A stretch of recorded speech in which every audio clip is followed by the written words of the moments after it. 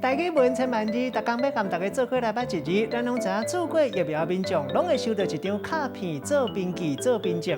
今仔日要甲大家小解，这一日就是凭，读凭这是病因，证书执照牌，像咱讲文凭、凭证。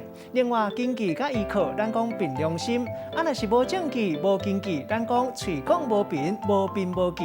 这个文音读做凭，带大家做伙来小解两个词。头一个读做凭据，嘛人读做凭据。第二个词，咱读做平头，这个词可能一寡民众感觉较青分，唔捌听过。这是一个较古早、真水的台语词，意思就是照顺序、照牌。咱用一句话来举例，甲这两个词夹做伙。譬如讲，收到通知单的乡亲来到现场，平头牌，准备要注新冠疫苗。啊，若注过了后，拢会收到一张黄色的卡片，当作是注过的凭据。有的顶面还会提醒下一届注第二档的日子。今仔日小解这一日凭，这是病因。